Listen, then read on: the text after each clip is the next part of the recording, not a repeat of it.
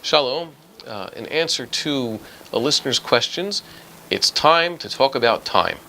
What do I mean by that? What does time have to do with halakha? What does time have to do with Judaism? What does the Torah say about managing time? What is time?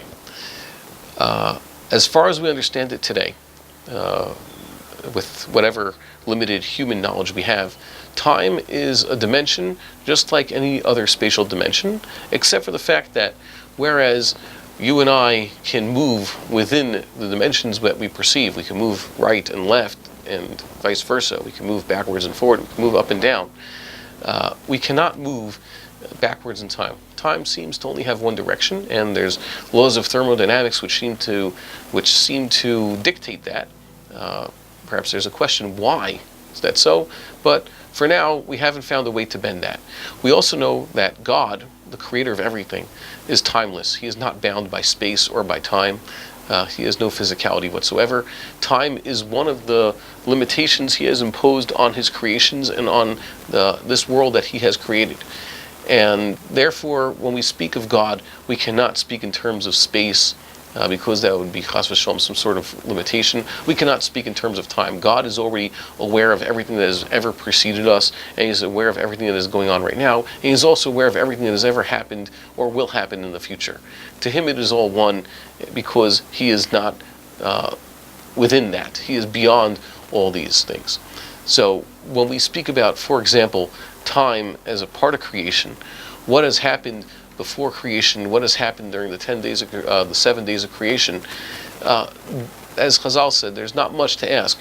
A person, it's not fitting, the Mishnah says, to ask these types of questions. What happened before? What's going to happen after? How did it happen? It is beyond our comprehension. Anyways, seems to have been, much time has passed in this universe. The sages and the Kabbalists describe God creating worlds and destroying worlds. Al-Pi Kabbalah, worlds have come and gone, and perhaps millions, billions of human years have passed in the blink of an eye. God's day contains many thousands of our years. These ideas are beyond anything we could possibly imagine. And therefore, perhaps if we were looking to keep the Torah, we would not be able to obtain any deeper understanding how to keep the mitzvot if we were to look into these things. I would like to talk about, therefore, sanctifying time. We do know that time exists, and we are bidden to sanctify it. What do I mean by that? There are certain places in this world that are holier than others. God created the land of Israel, and He gave it to the Jewish people, and there He wants us to keep His mitzvot. As described in the Mishnah, and as quoted in the Rambam, there are different levels of Kedusha in this world, physical places. The entire world does not possess Kedusha unless the Jewish people build a synagogue or a study hall thereon, a place to do mitzvot, and then that particular structure obtains a Kedusha of Mikdash Me'at. And then there's the Kedusha that exists at the temple. The Beit HaMikdash and the Holy of Holies are holy forever. God chose them. They are there. That's where the Shekhinah is. And the Rambam says that that sanctity is permanent. Nothing can remove it. Yet, there are parts of the land of Israel, he says, the lower levels of Kedusha that persist in the land of Israel are on condition. That is, when the Jewish people are there and they have sanctified the land, now the land is holy. The entire land of Israel has a certain holiness because that's where the Jewish people keep the commandments. And the walled cities are sanctified by the Beit Din. Those are holier than the rest of the land because more mitzvot apply there. And Jerusalem is also defined by its borders, and it's also defined by Chazal. It's defined by the Beit HaDin HaGadol. The mitzvot take place there, and that is also a human definition. We see that with the sanctity of these places within the land of Israel, some, the most sanctified ones, the ones in the Holy of Holies in the temple, that and the rest of the Temple Mount, those are given by God, those are intrinsic, those cannot be removed. And the other levels of holiness beyond that, in Jerusalem and the walled cities and the rest of the land of Israel, those are established by human hands with God's imperative, but nonetheless, those are created as an extension of the holiness that exists in the intrinsic places. So too, with regards to the holy days. The holidays are holy. The holidays are holy like the Shabbat. Our basic holidays are holy in a way that is borrowed from Shabbat. That's when we don't do melachot. That's when we do other mitzvot that are related to the day. Even Rosh Chodesh, which happens once a month, has a holiness that is similar to the holiness that exists on Shabbat. What's its holiness? Extra sacrifices are offered on that day, just like extra sacrifices are offered on the Sabbaths, that is, the holidays. But there's difference. The Sabbath is holy because God made it holy. It is intrinsic. Every seventh day is holy no matter what. Every Saturday is a Shabbat, regardless of who's observing it. It is the highest level of holiness, and it cannot be removed. Yet, the holidays, including Yom Kippur, are given their holiness by the Jewish people. And indeed, our text, the prayers, mentions this. God is the Mikadesh HaShabbat. He's the sanctifier of the Sabbath. But Mikadesh Yisrael v'Azmanim, God sanctifies Israel, the Jewish people, and they in turn sanctify the seasons. The Yom Kippur and Rosh Hashanah and all the holidays and Rosh Chodesh, they derive their holiness from an act of the Beit Din acting on behalf of the Jewish people. So the highest level of holiness is intrinsic, and it is there no matter what. And the rest of the holy times derive their holiness in tandem through the holiness that exists on Shabbat and the holiness that is applied by the Jewish people. This is similar to what we said.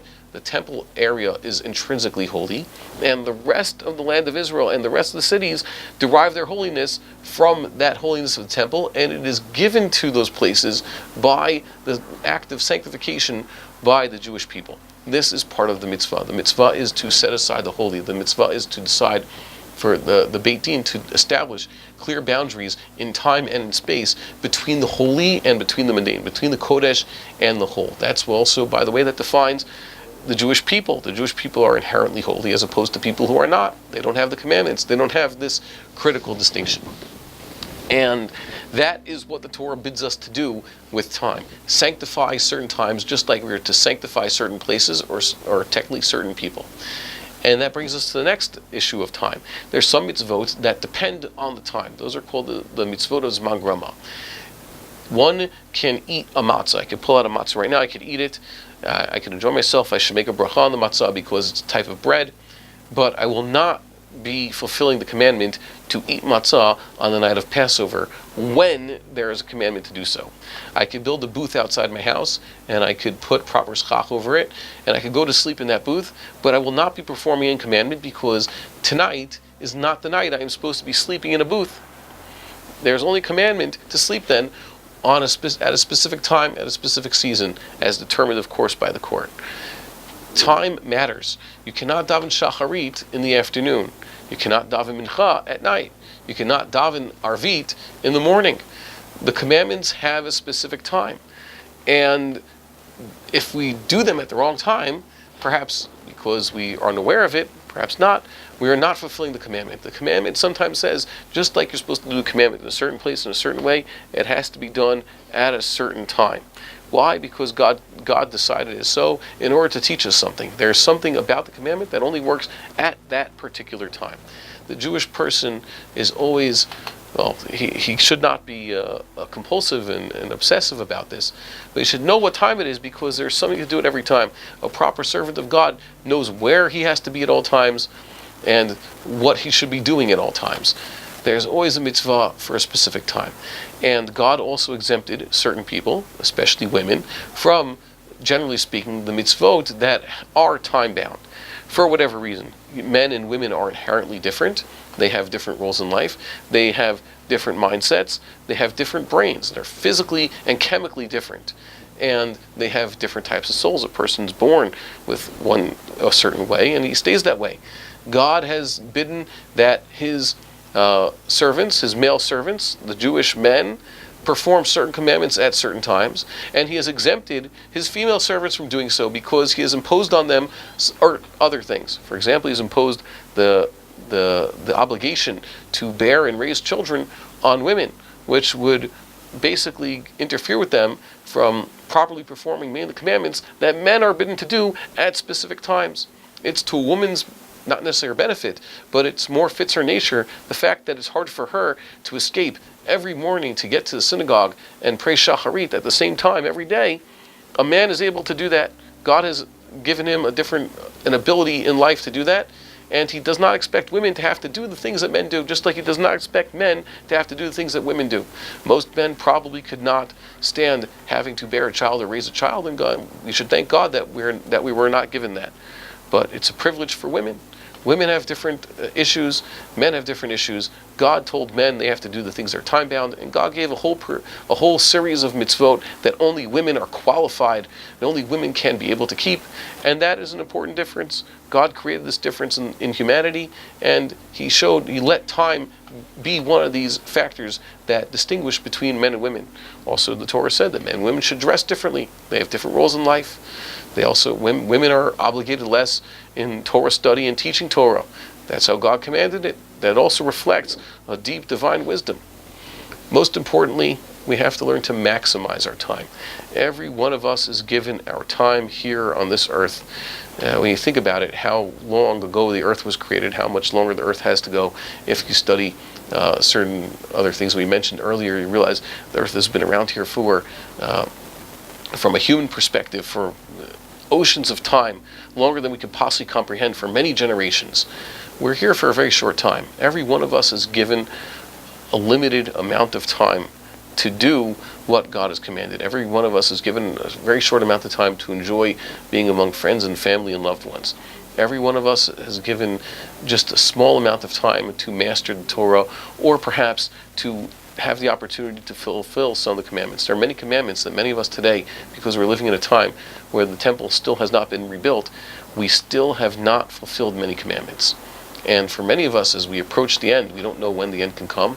We said every Yom Kippur and every Rosh Hashanah, this could be the year. This could be the year of the redemption. This could also be some people have their final year. Their time is up this very year. They don't know what's going to happen. They have to take advantage of the time now. If it's not now, when? We cannot push off performing any commandment. If we ever thought that we want to do a commandment, if we ever thought that we wanted to master a certain course of study, now is the time. God has given you now to do it, because you live now and you don't know how much longer you have. A person should always be striving to look at time as something that can be sanctified. If it's not Shabbat, so he could do Milacha. If it's not time to set aside a holiday, so he doesn't have a holiday, he's not restricted. He should say, so I could take this time and sanctify it. I could take this time and go do a mitzvah. I could go to a place that's holy. I could go to the study hall. I could go to where Torah study is supposed to be happening, and I could turn this ordinary time, this mundane, almost not profane time, and I could turn it holy by dedicating this time to something holy. And that also creates holy time. I'll refrain from work right now so I could study Torah. That has created a piece of Shabbat. What is Shabbat all about? So that the Jewish people have free time in order to study Torah. But if a person takes of his time, even when he could potentially be doing Melacha, it's a weekday, and he dedicates that to Torah study and mitzvot, he's, in a sense, creating an island of Shabbat in the middle of his week.